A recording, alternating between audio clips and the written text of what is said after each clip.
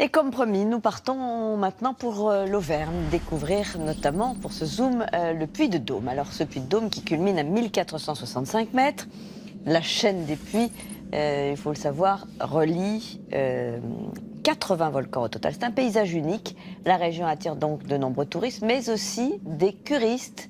Ils sont 50 000 chaque année à venir profiter d'un important patrimoine thermal qui renaît d'ailleurs. L'Auvergne recouvre exactement 4 départements.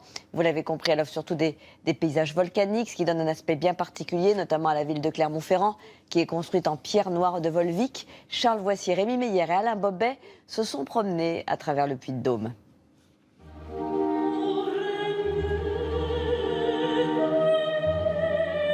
C'est une chaîne volcanique de 32 km, unique en Europe.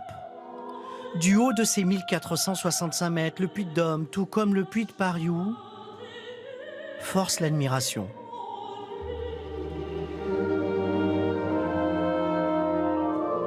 Les 80 volcans, dont les plus vieux se sont formés il y a environ 100 000 ans, sont parfaitement alignés. Bienvenue en Auvergne.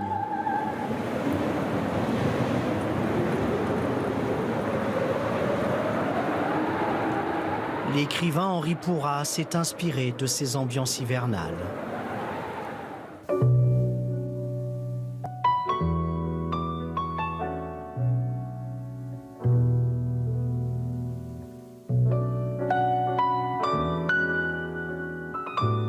Son livre, Gaspard des montagnes, obtient en 1932 le prix de l'Académie française.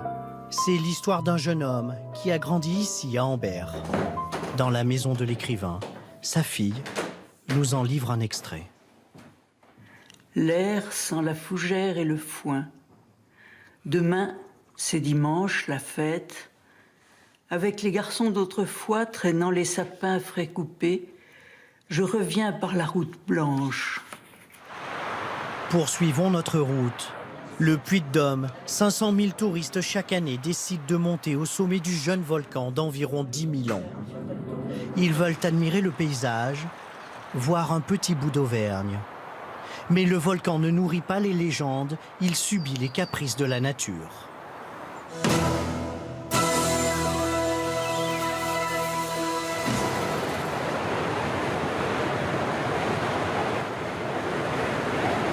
Son sommet abrite un laboratoire permanent de météorologie de montagne. C'est l'univers des scientifiques. Aurélie étudie les phénomènes atmosphériques. Elle aspire les nuages pour mieux les comprendre. C'est des conditions extrêmes, Aurélie. Ah oui, hein, c'est bien. On a souvent des conditions type Antarctique ou Arctique.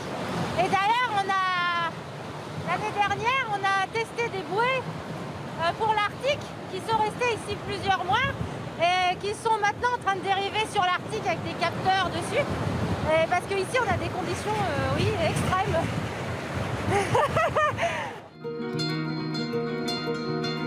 Ici, c'est une ambiance hivernale bien plus douce. Le lac Pavin s'entoure de légendes, qui se noie dans les profondeurs de son œil, 92 mètres plus bas. Mais c'est un autre mystère tout à côté que nous voulons percer, celui du creux du Souci. L'endroit est interdit au public. Scientifiques et spéléologues travaillent main dans la main pour comprendre l'origine de ce gouffre. On est là et on ne sait pas comment s'est fait ce trou et comment il fonctionne. On a des tas d'indices qui indiquent qu'il y a eu des mouvements très importants d'eau avec la matière en suspension, de l'argile, des cailloux, du sable. Une espèce de chasse d'eau géante qui a fonctionné une ou deux fois, mais on ne sait pas pourquoi. Édouard Alfred Martel, père de la spéléologie française, découvre le gouffre en 1892. Olivier et son équipe l'explorent seulement 2 fois par an. Ça fait longtemps que je vais retrouver là tous les deux. Eh ben c'est parti. Allez. Il y a un proverbe berbère qui dit voyager, c'est ajouter à sa vie. Eh bien nous, c'est explorer, ça ajoute à notre vie.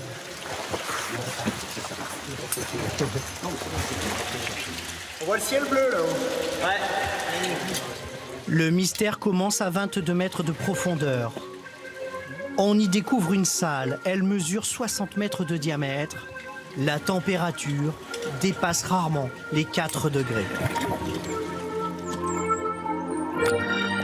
L'exploration sous-marine est rendue compliquée.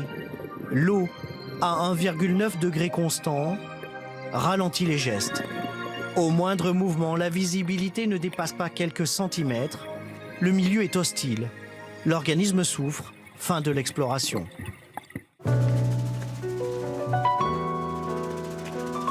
Yves, Bernard et Gigi, ils ont grandi ici. Notre dernière étape, c'est leur histoire. Toutes les semaines, je monte là, et des fois 2 fois par semaine. Ça fait partie de mon itinéraire. C'est courant. Ça rappelle mon enfance ici, c'est toute mon enfance. On était plusieurs gamins, on venait ici, on faisait des igloos, on profitait des congères pour faire des igloos. Nous voilà au cœur de la fontaine salée, au pied du Sancy. Balayée par les vents d'ouest, c'est une Auvergne sauvage. La montagne dévoile quelques secrets, une source naturelle émergente. On lui prête des vertus curatives, mais c'est une source bien cachée.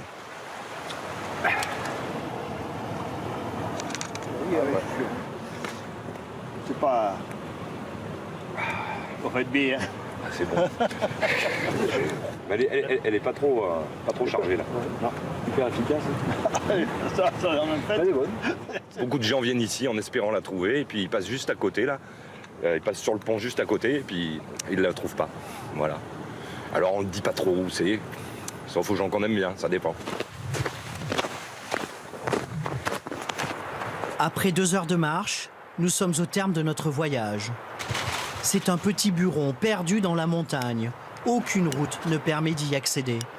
L'endroit idéal pour évoquer ce qui anime le cœur des Auvergnats. Ah,